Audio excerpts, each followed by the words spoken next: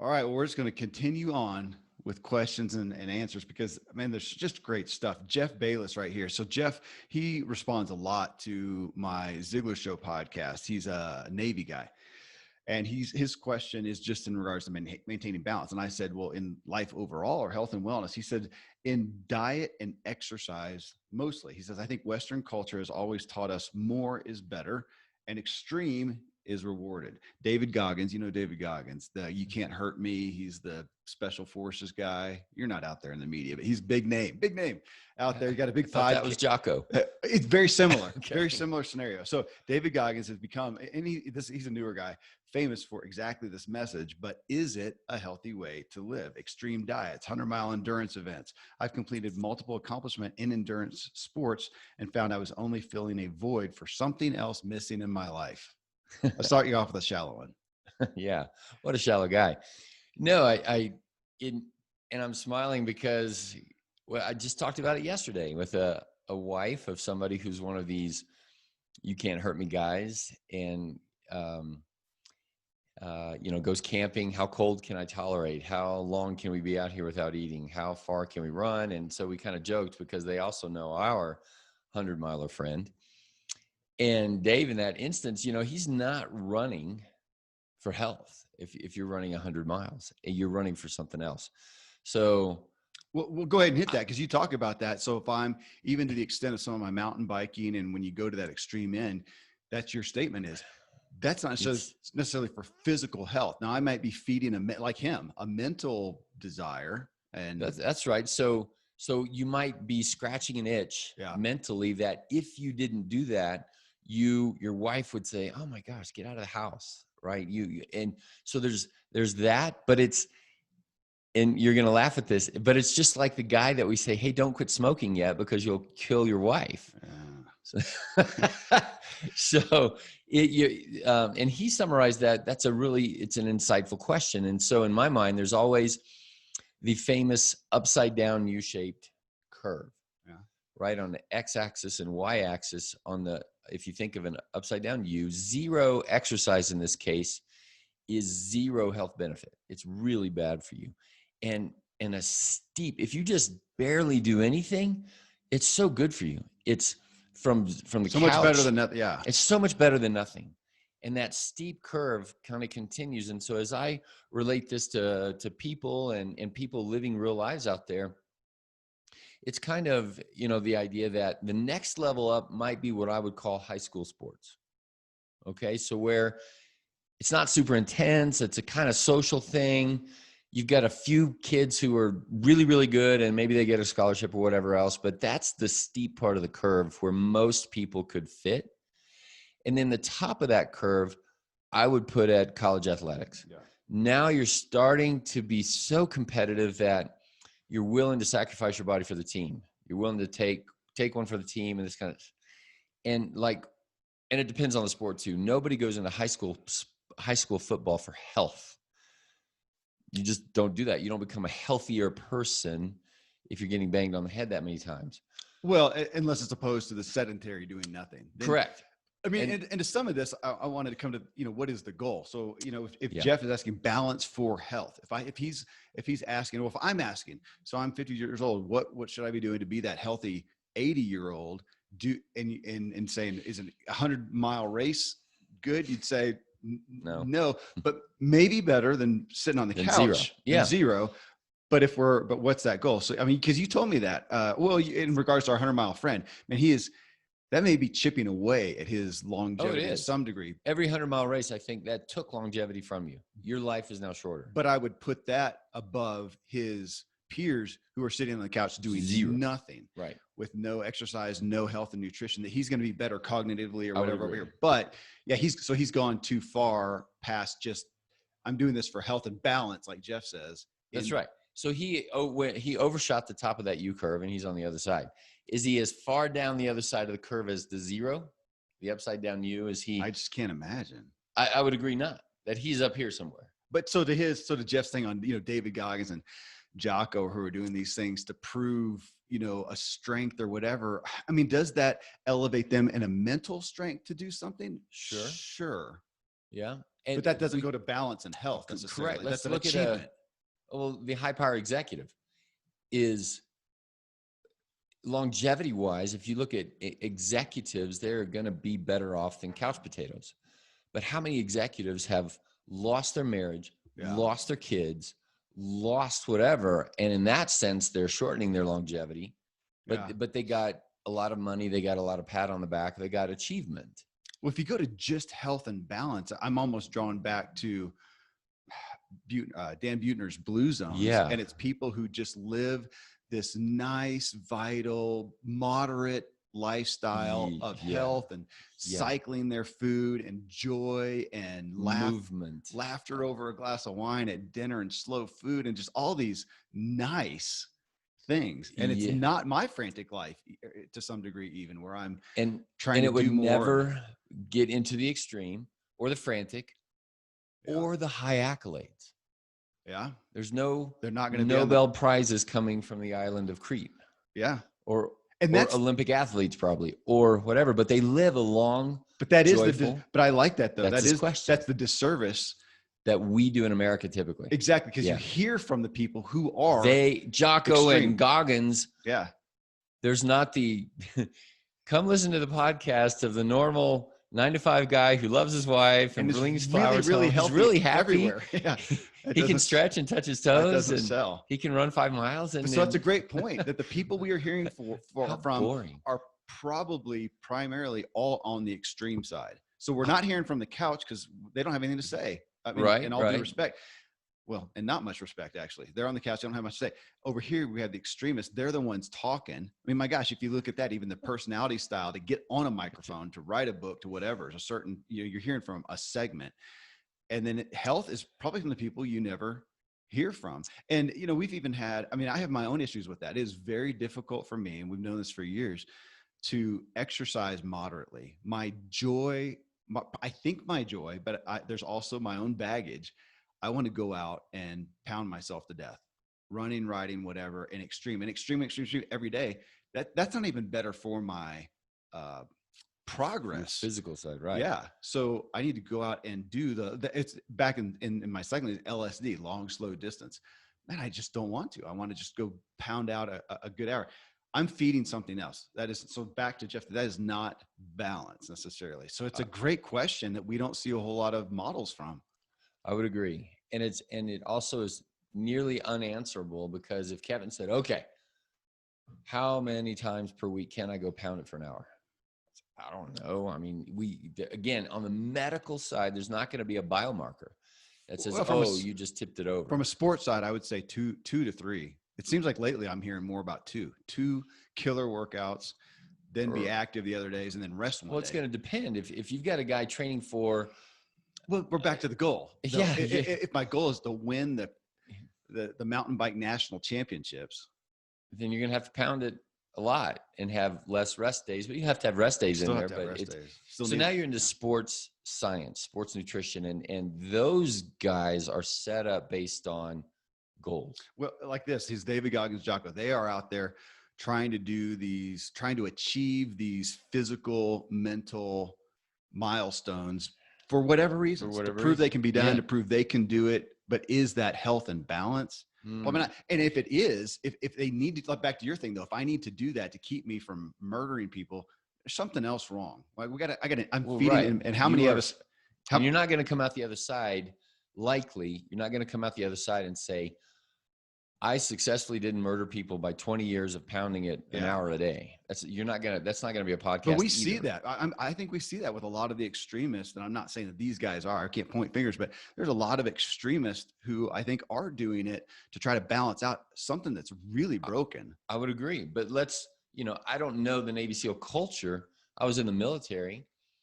Seems extremist. I'll bet this. For every Jocko and Goggins, there's 40 broken guys who are depressed, anxious, angry. Their back hurts. They are. You better watch out what you say. We're going to get taken out by Sorry, guys. No, but it's even our friends, and your wife works for them, that, that 20-year career, people come out of the my partner, if they don't come out and say, that was so good for me. I thought you were going to bring up our friend who was a fighter pilot. Yes. And I mean him. What did he do? He blew out his eardrums and he did he to stay flying. Killer achievements. It didn't promote balance, health, and wellness. No. And all of those guys, look at the VA system. Yeah. Right. You come out from a 20-year career and there's not a VA full of jockos. Yeah. It's full of brokenness. And we can say that with NFL athletes, man. They are out there making millions of dollars and then spending the latter part of their lives primarily trying to make it past their. That's right. Yeah. And look at the whole concussion movie. Yeah. But let's also say that about the broken megachurch pastors, the broken executives, the broken moms who have not taken care of themselves because they've sacrificed themselves on the idol of momism for 3, 4, 5 kids. Which brings a frustrating thought of, can you have this significant above average achievement in any way and do it in health and wellness? And I'd say it's hard because you're competing against somebody who will sacrifice their health and wellness to achieve it. Yeah. That's like saying, I was a past pro cyclist. Can I win the Tour de France without drugs? Probably not. Because at this point we figure everybody's doing it. And we live in Olympic City, right? So all of the USA cycling and triathlon and all that stuff's here. And you've been to the Olympic Museum? Yeah. The Olympic Training Center? The Olympic Training Center. Oh yeah. Well, I go do my, penny ante race that I think, and there's some ex-Olympian dude who's still leagues beyond. Did you take the tour? Oh gosh, back in the 90s. Okay, so I remembered this one. So you do the tour, and there was a fence around the weight room, and then they had to put concertina wire above the fence because especially there was the wrestlers, the boxers, and those guys would have completed their workout for the day, and they're going to bed. And they wake up at 2:00 in the morning, like, oh my gosh, that Russian dude that I got to fight, he is training right now. I got to go. I got to get in there. I got to pound. I get that. And they sacrifice. Yeah. And then, Joe Schmo, who's doing an 8-to-5 job, wants to compete with that. You can't. Yeah. And so it is the extreme that gets they get the podcast, they get the blogs, they get the likes and however, the influence, the new thing on the internet, the tweets and whatever.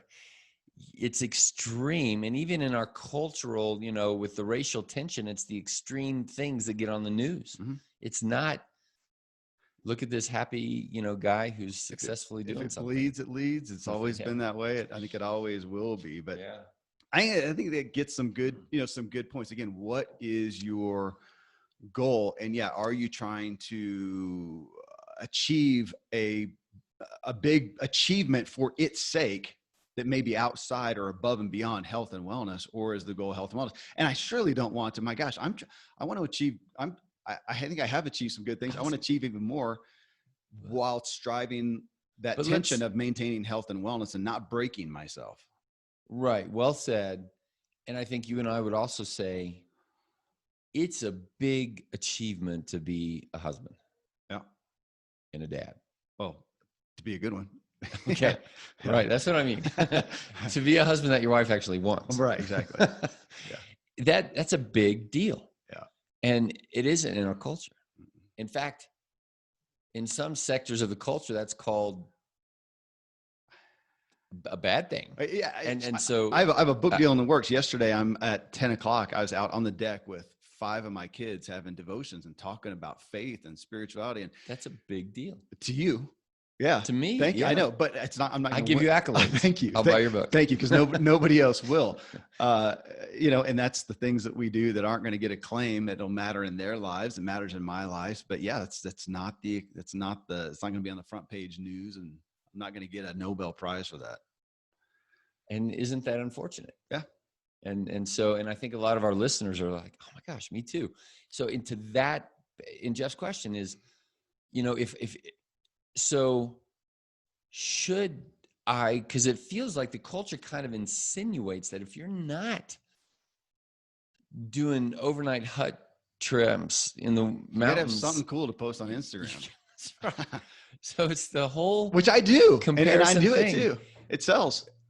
Well, and even if you posted, here's me and my 5 kids doing devotions, It's gonna, That'll just raise right. questions. What you teaching those kids? It's better to say, here we are having a party with pizza and whatever.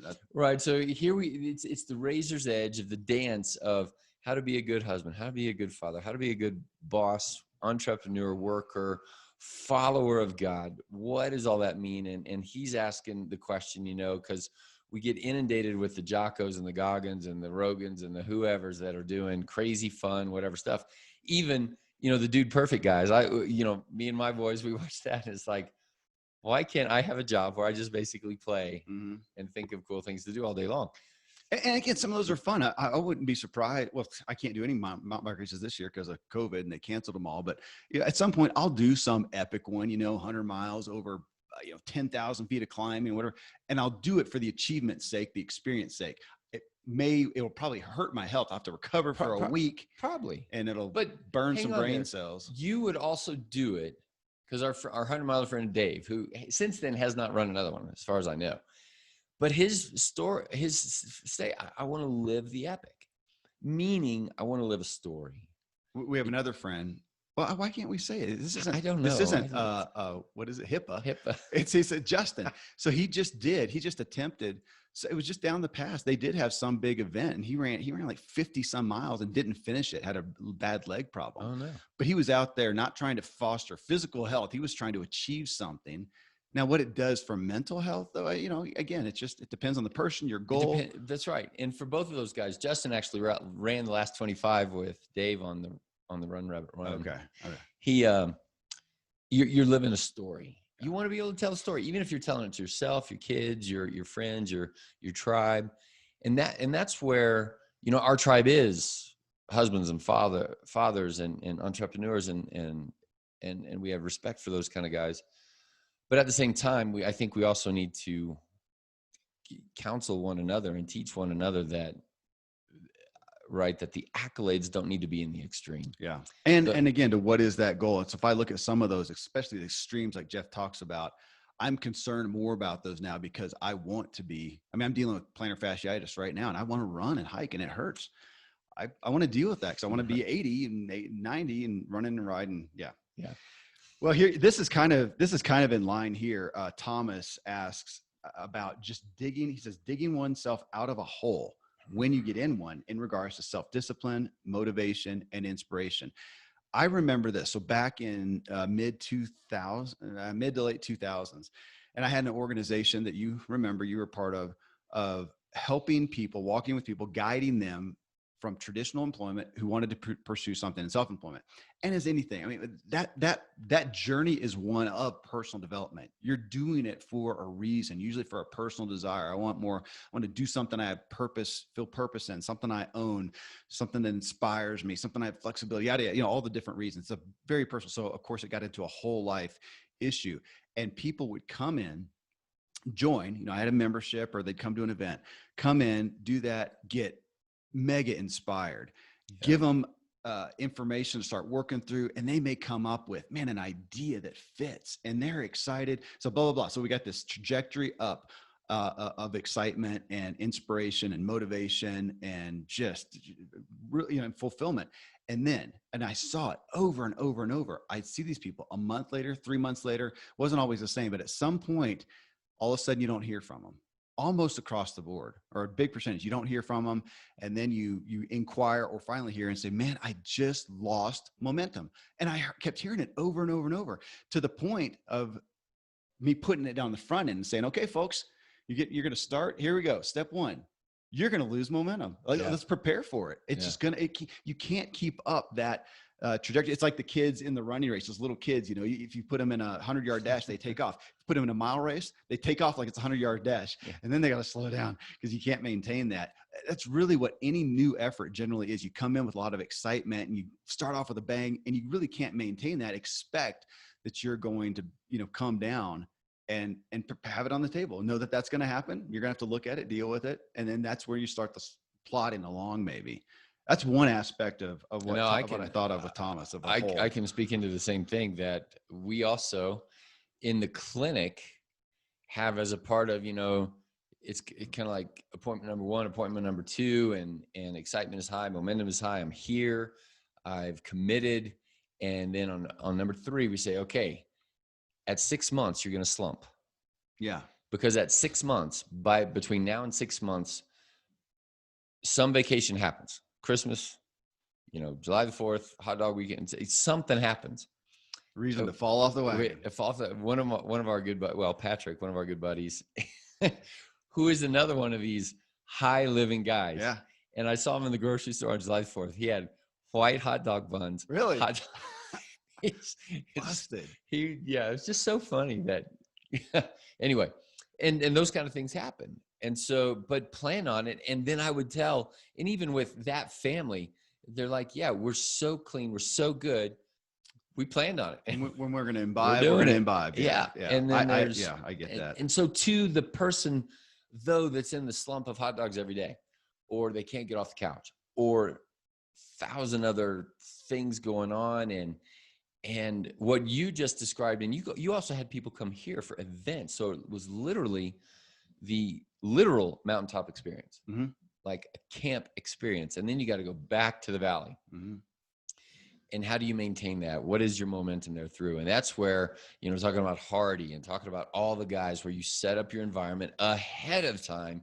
You get the junk out of the house. You plan the vacation around, okay, we're not going to do it with that family because they always do X, Y, Z. But if we do it with this family, then we're going to be pretty good. You have to, it has to be foresight. Your example was great. And I'm going to not pick on women. It seems like I hear about it from them. You get some woman and she's ready to go. She's going to lose weight, get fit, whatever. And she starts eating good food, eating good quantities, exercising, going to things. She does that for a week or whatever. And then the willpower starts to wane, just like Dr. Ben Hardy talks about in his book, Willpower Doesn't Work, starts to wane. And all the food and stuff, because her family's still eating like normal. Yeah. She may, like you and I, when we do stuff like that, like a fast or whatever, we're still cooking. Yeah. You're still for the family. It's right there. And man, that is a hard battle. And to know that you have a finite amount of willpower, you've got, it's like, again, like you, it's like a muscle. Yeah. You can wear it out.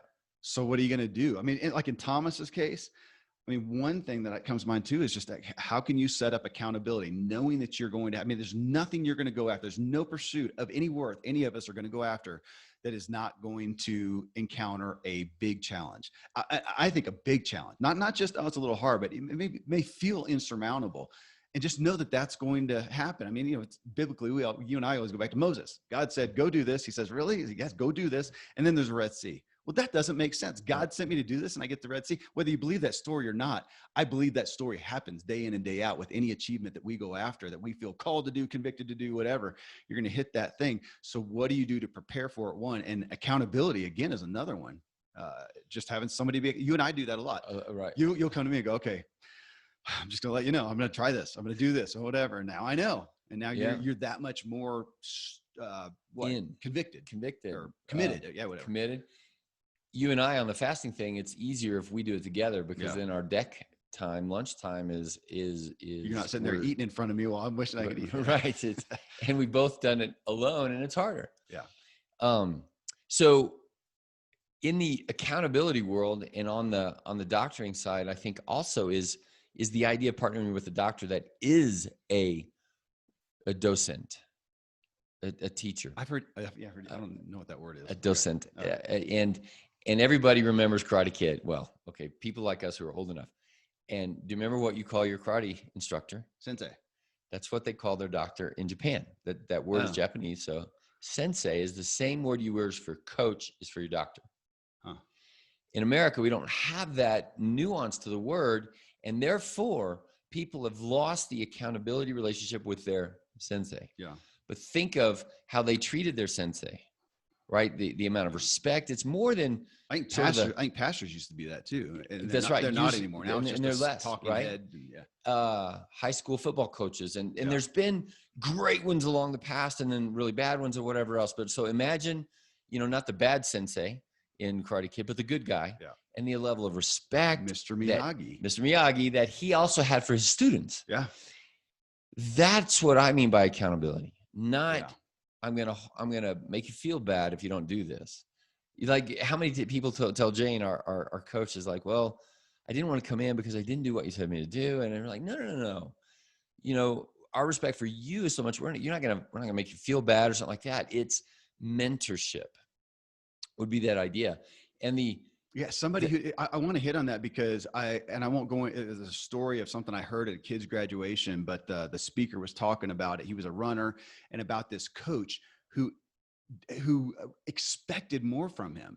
And he did it in a way that I, as a father, it's a slippery slope of telling a kid kind of, you're never doing well enough. And I heard a lot of stories about people who were damaged by that. No matter how they did, they were told they didn't do it well.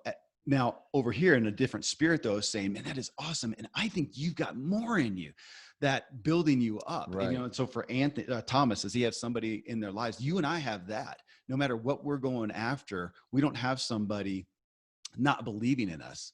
Right. We've got each other. We got spouses. We've got other people who are going, yeah, in support. Man, a lot of people don't have that. So not only have accountability, but have that. Well, that's consummate Zig Ziglar to have encouragement. Where do you have that? And you can't go drum that up. If you don't, you can go look for accountability. You can't. You can look for encouragement. It's hard to find. It is. I'm thinking for the person who's out there alone on an island, and you're in a slump. People aren't meant to be on an island. You find your tribe. I'm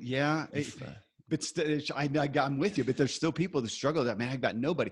I'll tell a story. My dad, back when he had a bad business, failing and almost trying not to go bankrupt. And it was him and him alone, at least waking up in the day, getting in a car and going, figuring out how am I going to make a living? Yeah. And he talks about it now. He says, most people will emulate that feeling of despair, even in posture. Man, you're downtrodden, you're slumped shoulders. You do all these things to just embrace that. And he said, I was aware of that from his psychology background. And he says, I my paraphrasing, rebelled against it, man. Yeah. I put my shoulders back. I, did some exercise. I made sure I had good food. And back then he had a cassette tape player in the seat of the car because the stereo didn't work. And he would play things like Zig Ziglar and other people and use those for encouragement. Now they weren't speaking and saying Dan Miller, but he was taking it in his head to say, Dan Miller, you are capable more. And he fed himself. He says, I fed and fed and fed and fed and fed till I believed it. And I walked it out. And he said, I've worked with so many people over my lifetime. And that's the abnormal thing to do that. Generally, when we get in that hole, we embrace it. And so it's just human nature. It is. And I'm thinking of that guy now. And how do you encourage somebody who's there? Medically speaking, it's, if we label it depression, the last thing a depressed person wants to do is go exercise or eat right or whatever else it is. And we want to label them and in some ways give an excuse. You got to label, you've got that. Not your fault. You've got depression. Well, right. It landed on you. Yeah. It's a biochemical. It's not your fault. It's your chemistry. And we've talked about that many times before, how it's both, and your actions create chemistry. Your chemistry leads to actions.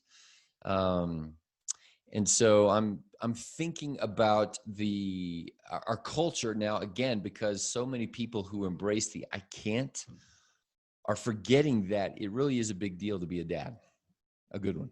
Oh, huge. A husband, and we live in a culture where we feel like a failure or whatever if we're not making this much money, going on this vacation, those kind of things. And that's all. Well, even that as a dad, what's the telltale thing you want to say? Dude, my kid is in Harvard Law School. Now, he may hate you. The kid might, but my kid's, and then you're a good dad. Well, no, you maybe were a good trainer. Or my kid got an athletic scholarship, or my kid is, captain of the whatever. And that's right. And so it seems like all of this is going to focus us back on, what is your worldview? Well, look at here. Can I read this? This is literally, I'm just reading these in order. So I'm just going to pick out a place. This guy, his name's Tars Thomas. He says faith. And I said, what, as it pertains to health and wellness? Faith as in trusting that you are capable of accomplishing the big things you want to do. Well, good golly. That's kind of where we were going. You just hit the nail. I mean, ultimately, back to Thomas' thing, when you get in that hole, do you have faith that you ultimately could achieve more, that you are capable? And I think we have a culture that more and more doesn't have faith in themselves. They don't. You're sitting there, I have no answer to this. How do you gain more faith in yourself? That's right. Because the step forward, like you said, is going to cost you. Yeah. To move forward, and what I always say is, anything that you do, even in the health side, it will cost you time. You've got to put time into it. It costs you effort, it'll cost you energy, it'll cost you money. And we've added, it'll cost you vulnerability. You've got to put yourself out there. And that's where I think the guy in the pit is like, I can't take any more failure. I can't take any more risk. Cost to invest in yourself. My dad did this show. I did a show with him been a couple of years ago about his concept. I don't know if he developed it or heard it or whatever, but that you should be spending. We think about anybody who goes to church, you've heard you should tithe 10%, and whatever you think about that. But his point was you should invest 5% of your income in you. Right. I remember that. Yeah. I think about it in some ways, and you could. I don't. Well, but you could say, I'll challenge you on that, because you could, if we say invest, our primary investments are usually time or money. So just because you're not spending money going to seminars or buying this or buying that, what time do you, and you spend time. I mean, you spend every morning, you get up and you invest in yourself. You have different times that you're investing in your, in yourself. And to that degree, and what I thought of when I read Tar's question there, again, back to, we're talking about health and wellness and focused on physical and mental, but it's all personal development. So even to my other, podcasts, and the one that always rings in my head is Zig Ziglar saying, you are who you are and where you are because of what you put in your mind. You can change who you are and where you are by what you put into your mind, and just realizing that we are all coming into this world as these vessels. And the only reason we're anything is because of what's put in it. You put a baby in there. If you put a baby in a cage and never tended to it, what would it be in a year? Yeah. A blob. I mean, it's just an animal. It is what it is because of what we put in. So we all got stuff put in, good and bad, up to today. That's so right. we're where we are and who we are because of whether we chose it or not. But now going forward, an answer to that, I don't have a better answer than that. If you want to change anything, put new information in. I appreciate this. Sounds also like Hal Elrod and his morning. He's like, you wake up in the morning and you decide what to put in your head and your body. You decide how to move. Mm-hmm. You intellectually think about it. You do it. It sounds too good to be true, and yet but we know it is. It is true. I mean, you went to how much money was spent for you to go to college, medical school, all that, to get the right information in your head so that you could get the degree of doctor. Right. And you have. It's a big achievement. And it was, and I didn't sign up for that on day number one saying, I am looking so forward to 8 hours of study a day, to, getting stressed out about this and that and the other, to, you look forward to the degree and not even the degree, but what are you going to go do with it? Mm-hmm. What comes after that? In fact, I just told you this morning that, in my, endeavors from an entrepreneurial side over here, it's like I need to shift. And one of those shifting things was in my messaging to people is I get lost in the details of the cool side of the biochemistry of if you do this, then this is going on in whatever. But what people want to hear is, so you're telling me I'm going to feel better? And then I always get stuck with, well, maybe it's not guaranteed, but no. Tell them they're going to feel better. Well, without saying you're going to be younger. Yes, there will be a higher probability of wellness if you do X, Y, Z. That's right. But people don't make emotional investing decisions on that probability. Like nobody's counting probability at a Vegas table. They are making an emotional decision, right or wrong. Emotional. Humans. Inebriated decision. Yeah. Okay. So Vegas is a bad example. Well, no, but I got you. Yeah. It's even on your life partner choices. I'm going to marry this person. It is, and not a risk calculation, pros and cons list, whatever. There's a big feeling in there. Yeah. And you, now then after that, it's hard. There's commitment and et cetera, et cetera, et cetera. So thinking about the guy in the slump, man, that's hard. But faith in the fact that what you put in your head, how you move your body, how you hold your shoulders, posture is a piece of who you're gonna become. Yeah, tomorrow. I mean, we're into the psychology of, which is all of it. I mean, and to that, we don't speak that specifically, but that is what this show is about. Not the specifics of you should eat this, you should exercise this way, you should take the supplement. We're talking about them all, but we're ultimately talking about the psychology. The psychology is what makes it or breaks it. It's the why. Well, that's what we figured out with you. I mean, you're sitting here doing personal development one-on-one with every patient, and you can figure out a lot. Ultimately, it's up to them to go out and then do or not do. Right. Eat this. Comply or don't eat not. I know you don't like that Yes. word. Comply or not. Comply or not comply. But that's With themselves. It's not me telling them what to do. Yes. They think themselves, I should eat this or eat that. Well, do you comply with yourself? Yeah. Okay. Psychology. I mean, this again, I love that it's like the truth is, better than what we could make up. Beth Hinton, she asks about overall diet and nutrition, and specifically how to stop nervous eating. Oh, I love that. It's yeah. just that's specific.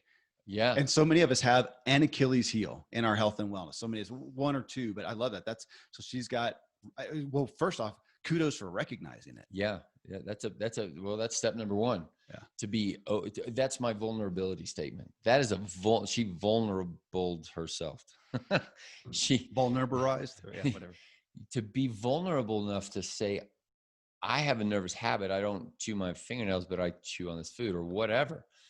And to recognize it and say, okay, now what? And that nervous eating or emotional eating. I was going to say, who doesn't have emotional eating? Well, a lot of people have to. I mean, we know that people do. When I'm sad, I do. When I'm excited, it's celebratory. Nobody eats clinically, sterilely. Okay. Right. So everybody eats at a table well, let's say it's a family and you've got great relationships with these people, or it's strained. The table is vibrant and alive, or it's dull and muted, or, something. But we can say that, but some people, it's not to an acute stage. So maybe she has an acute stage of doing that. And somebody else does with being sad, feeling lonely, stressed, relational strife, whatever. And they eat for, those reasons. So she's went nervous eating. Right. So then I would say, what is the nervousness from? Now, it makes me think of our friend Steve Smith, who said it's from the thought of not eating.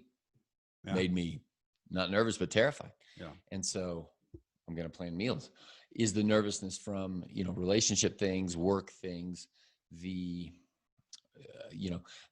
if she's of an age, 40, 50 or somewhere around in there, then she got taught when she was younger, it's actually good to eat every 2 or 3 hours. So then you go 4 hours and you don't eat, and there could even be a chemical signal to say, hey, time to eat. And that triggers a nervousness in you. And that program, I remember that one of my first thoughts towards that degree was thinking I'm being a funny, good father. And the kid comes in, I got an allergy, it's bleeding, baby, or whatever. And I go, I'll get you some medicine. I go get a chocolate chip. And, they can't, unless they're really hurt, you're going to get a little bit of a smile. And we go back and I thought, man, that's brilliant parental psychology right there. And then somebody, it might've been my wife or somebody, was like, dude, you're teaching them that sugar is the cure all. Well, son of a gun, I guess again, truth is better than fiction. Evan, that's the next question. I would love to learn how to kick the sugar habit. Well, to the curb and eat better.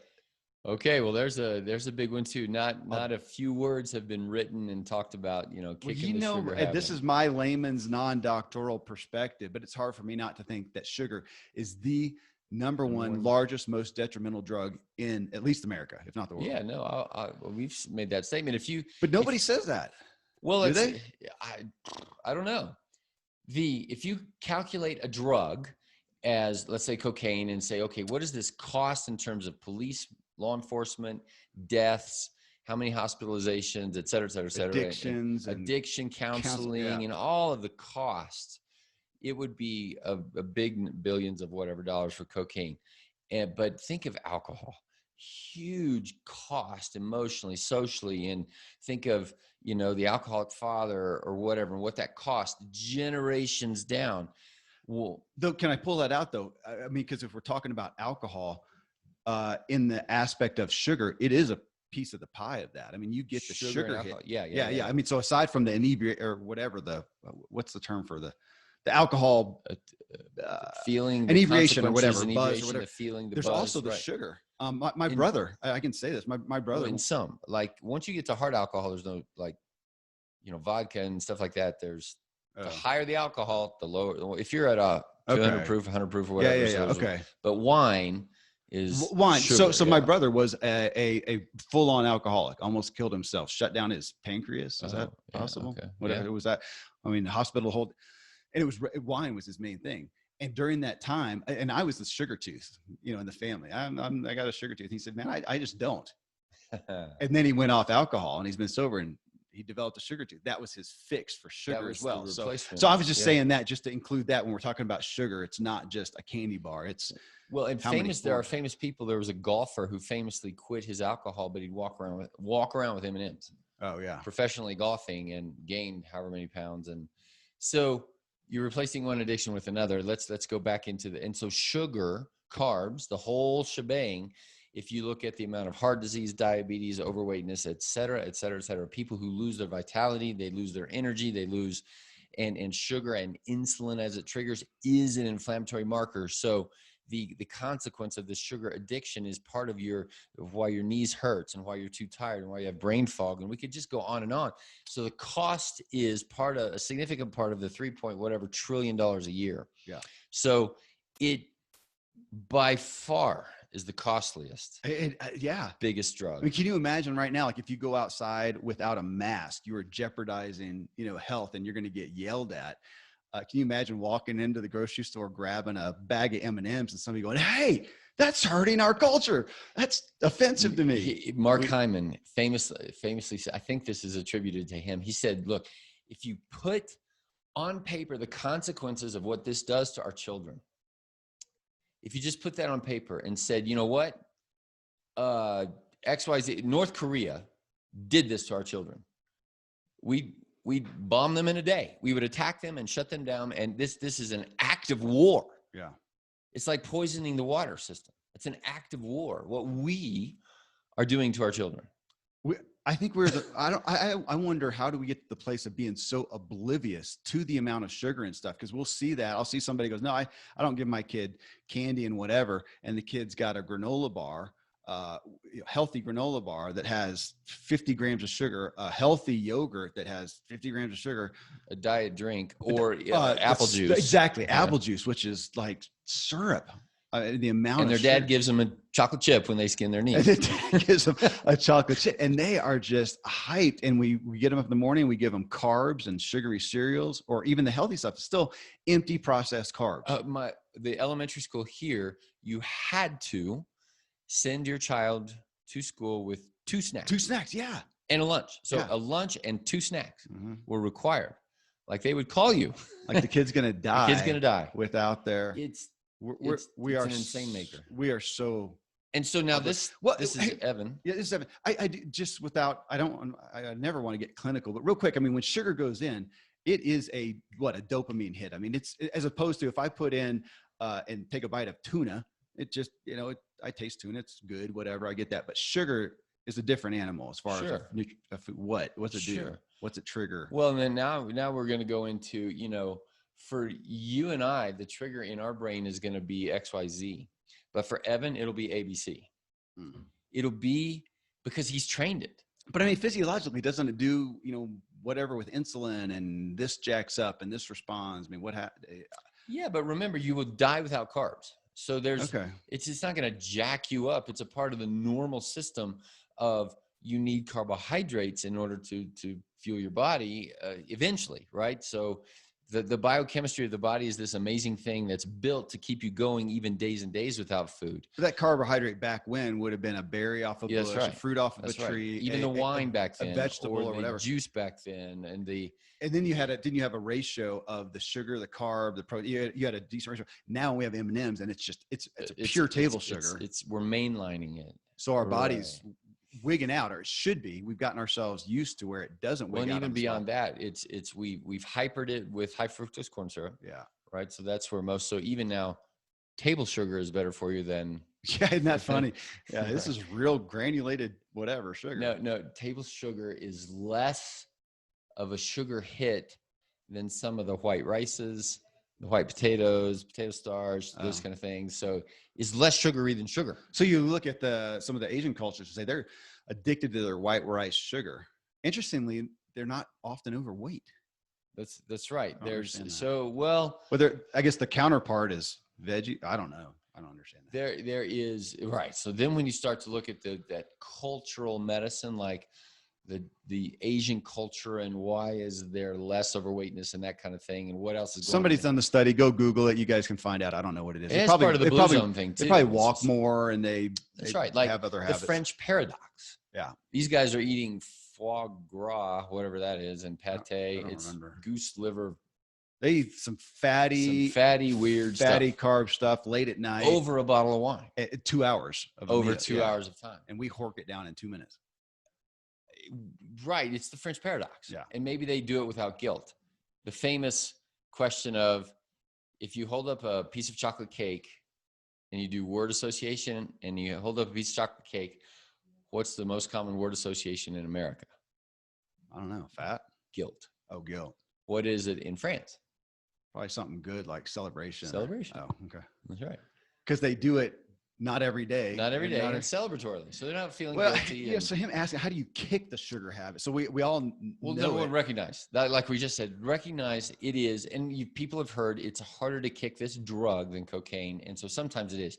If he's already trained himself to light up that side of his brain, dopamine, and et cetera, and that's one of those grooves in the brain that we talked about last time, I think, that the way you eat is also digging this groove in your brain. And that's why it's other people are saying, or like your brother thought, oh, I just don't. That's effort. That's time and effort and vulnerability to say, I'm just not going to eat that. Yeah. And so, but if you do eat that, you've dug a groove that way, or you dig a groove in not eating. So here he is. And number one is to recognize you're in a pit. Yeah. Okay. So rather than trying to jump out of a 10-foot pit on day number one and be depressed and wonder why you're failing, build a ladder. And we're back to set ladder number one. And there is some personality style in there. I mean, there are some people who do well to just cold turkey stop and they succeed. That's probably the minority. Well, that's like cold turkey cocaine addiction. You can do it, but your life is threatened. Yeah. Now, sugar, your life. But I'm just saying, if there's somebody out there and you're successful, I mean, I've had some time to doing that and been okay, but I've probably built a rut for being able to do that more. But yeah, with Evan, you're saying, baby steps. If you're going to take it out cold turkey, it's almost, I hear you say that with patients a lot. If you just totally stop, it's going to be unsustainable. You're going to fail. Or generally, probability. Like if I'm talking to you, I would say, are you going to jump into the cold water and the deep end of the pool and just get going? Or are you going to wade in and get used to it? What are you going to do? It depends. What else? I would picture you as a jumper inner. I usually do. Okay. So I'm the pusher. I'm going to push people into the deep end. Jane is small steps, baby steps, and she's gracious and cautious. And so I am at risk of offending somebody. Jane is at risk of not pushing them hard enough, and they just kind of wallow around over there in the shallow end because, my feet are used to the cold water, but every time it hits my thigh, I'm like, ah. Well, so you can take that personal preference. I would think, and I hear you with patients, most people, if they just jump in, it's gonna be unsustainable, too hard. They're gonna fail. You're better off to do the baby steps. But yeah, to Evan, to setting up, first off, I love, again, Ben Hardy's book, Willpower Doesn't Work. I don't have willpower. We talk about this a lot against sugar like that. If it's M&Ms, they are not allowed in my house because I'll eat them. Yeah. And just last night, I'm rummaging around, doing the dishes, and I'm gonna go look in the box, and my thought was, oh, darn, she bought M&Ms. Really? Yeah. And here's the reason I didn't have it. They weren't open yet. I'm like, I'm not going to be the first person to open the bag. Yeah. Yeah. But once the bag is open, oh my gosh, one of my older daughters was home. She made Buckeyes, which is a peanut butter mix with chocolate. And I've had plenty of times of just not doing it, but I did one. She brought it over to me, Daddy. I ate one, and then boom, and then 5, 6, and I mean it's just tablespoons of sugar at a time. So, first I think is create your environment, whether that's home being number one, which is so hard if you don't have your spouse and family on board and all that stuff that tempts you is all around. It's really hard. I'm grateful like you to have a family who is generally supportive. And a lot of times when we do something like that, we'll try to do it together. Hey, we're all going to cut down on sugar or whatever, but create your culture. I've had my wife sometimes, and I've said, take whatever it might be, just put it where I can't see it. Right. Don't know where it is. Well, and for us, it's don't buy it. Yeah. Just, if there's celebration, we're going to put it on the budget and say, hey, there's a birthday, there's a movie night, there's whatever, buy the stuff. The same way we set up a menu for our week, we set up a menu for our desserts. Yeah. And Well, and being accountable again. So that's a good one for me. If I say, well, we do that. We'll come and, we'll sit down on the deck and then you'll tell me, I'm not doing sugar or I'm not. And we have our own blue zone Yeah, of healthy we people do. doing that. And so somebody sits out on the deck for lunch and they're not eating. Go, oh, you fasting? Yeah. It's just Okay. how beautiful is that to have that support and back to encouragement and accountability.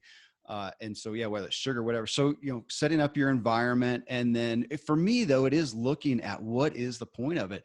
And I have a healthy, I think, fear. You and I talk about this, but sometimes I think the most motivating one is not how I look and feel today so much as the fear of looking ahead, especially as I look at the culture and look around and go, man, I do not want to be, in Dr. Randy James' words, lingering. I Right. want to be vibrant till the end as much as possible. And what I do today is going to build up. And if I have the sugar bomb today and the next day, and the inertia scares me, and I know if I start, it's so hard to stop.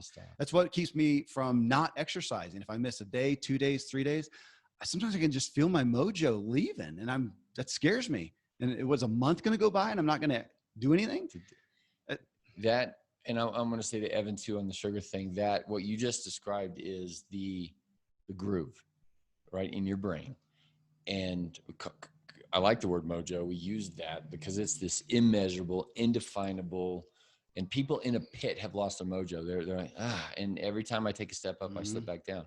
So recognize that groove is there as a consequence of your own choices, blame or not blame, whatever. And the thing that you just described of the groove of exercise as a part of the mojo is you recognize that it isn't just there and you're lucky. You've earned it. You work for it. It costs you time and money and effort and vulnerability, all that stuff. And you might lose it. It's not a guaranteed thing there. And I think for the guy in the groove, in the rut that he doesn't want to be in, the sugar habit is to say, okay, here you are, and you want to start another groove over here. And the one I think about with a smile is the fact that I'm looking out at our deck right now. I'm looking forward to lunch, and my lunch is going to be so last night we had ramen. We lived in Japan, so we made our version of healthy ramen. And so I have a boiled egg and a bowl full of cabbage with spices on it. And I'm so grateful. I'm looking forward to it. I am too, but I just know people hear that and think that's a terrible life. And I get that though, but I remember that. I remember the days when I thought that was a terrible life, but the transition took a long time. I know. I just want to address that. I remember going to my aunt and uncle on the farm, their house. I loved going there. And then you sit down to eat. And it's like a glass of water. Oh, seriously? Just water and a salad. What is wrong with you people? There's no joy in life. And they didn't have TV. I mean, it was yeah, but so I get that because, and I'm also laughing too, because my daughter made this incredible lentil soup, vegetables, all natural stuff. I struggle. You see my allergy test. Lentils are not good. I did have some and it bothered my sleep. So I'm not going to have it for leftover or for lunch today. So we didn't really have anything. There was squash. We also made squash, zucchini. So I have a bowl of zucchini, sauteed zucchini. It's all I had. So I grabbed a little 3-ounce thing of tuna fish. I'll put some ranch dressing on it. That's all I got. But it's fine. And I'm also able to withstand it because I always know that I'm going to have a good dinner. So I can put stuff off and go to that. But a couple of things with that. I remember I'm trying to think of their names and I typed it in. It didn't come up. Man, it's old. 30 years old, something like that. These people, I want to say their last name was like Diamond or something, but they came out with the book Diet for Life. And their concept, or what I brought away from it, was we need to stop dieting for, a time, do this, do that, and just establish what is our diet for life. This is the way that I eat. Not that we can't have some flex here and there, but just deciding and saying, I don't eat raw sugar. I don't eat high sugar. And you and I don't. We just don't. And we have that celebratory thing. And it brings me to your phrase that is the most haunting is such a bad word, convicting, but but kind of haunts me, is whatever I'm doing every day, I am becoming, I am becoming. And whatever I engage in, healthy or unhealthy. So on the unhealthy side, if I'm eating sugar, what am I becoming? If I'm eating processed foods, if I'm overeating, if I'm not exercising, and then you can get into other things. I mean, as a guy, I've dealt with that with pornography. If I engage in that every day, what am I becoming? What am I doing to my marriage? That haunts me more than if it was just bad in that one moment. Right. What is the buildup, those daily deposits again, I hope healthfully, the fear of that is often the biggest motivator for me. Is go, man, if I do this now, what is that doing to me out here? Right. You just said a lot, spoke a lot in, Diet for Life.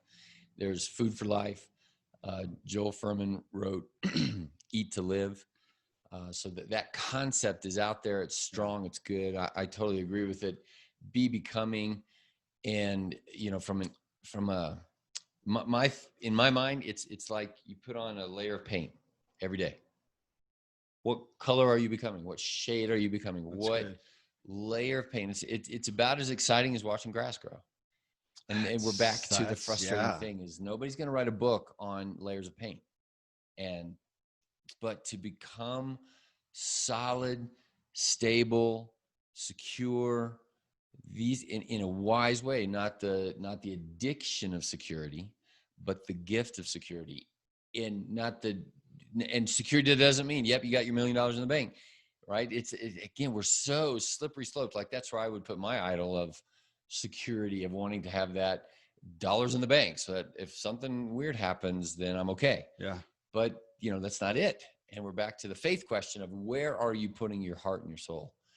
And then layer upon layer, day upon day, you are eating to support that. You are speaking into people, hearing words from other people. Zig also says you are who you hang around. And, John Maxwell is like, Dave Ramsey, the last 5 books you read or whatever. What's going in your brain? What's going in your mouth? How do you move your body? How do you posture? How do you sleep? Is layer upon layer, paint molecule upon paint molecule, breath upon breath. I love that you said eating. Am I eating to support? I think, am I living to support? Again, clarify. We got to have a clarity on what's the end goal. What do we want to be out here? And that it's not a sprint. We always talk about we're in the microwave society. Yeah. And I just recently, again, I'm on a protocol supplements right now.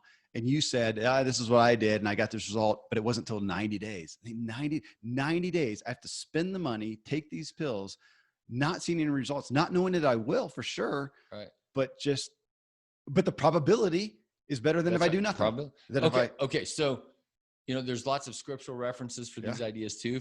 Romans 12, 1 and 2 is about be becoming. And then in Timothy, there is a passage that talks about, the farmer tills the soil. He cannot make it rain or grow. Yeah. He can do nothing to make the plant come out of the ground. The soldier goes to war. He does not know if he's going to die. Yeah. He cannot control a random arrow. Yeah. And there's one more. Oh, and the racer, the athlete, competes, but he cannot control if he wins. But every one of those people, if the farmer doesn't till, doesn't plant, then no plants will grow. Yeah. If the guy gets scared and does not go to war, then victory cannot be had. So it's tension. But that's why I love your perspective. Every day I'm becoming. So I'm giving myself, in that sense, what am I doing to give myself the probability, the possibility? Possibility even. Number one is possible at all. Yeah. And then number two is, and this is where I think Zig and John Maxwell and these guys say, okay, how do you increase the probability? Yeah. And that's because we might die in the next 10 minutes, fall down or whatever, hit your head. We're not guaranteed another day of life, but how do you increase the well, don't drink and drive, wear your seatbelt, have your tires changed, and 1,000 other things that we all do habitually every day with those grooves. Yeah. But we get stuck on sugar, alcohol, don't exercise, don't sleep. We live in a microwave culture. And I would say even more than that, we live in the entertainment culture that I live to be entertained. Yeah. Eating is entertainment now. Yes. Rather than I eat to live. Rather than medicine. And you have to be careful because you don't live to exercise. That would be the 100-mile accomplishment. Yeah. You do exercise to live well. What does live well mean? Well, it's all these. It's how we're defining it. Well, great stuff. And there's so many more questions. We'll just keep on, man. I don't know if anything could be better. We could sit here and think about what's a good topic to talk about, or they can tell us. And so we'll keep rolling. The questions coming. Yeah.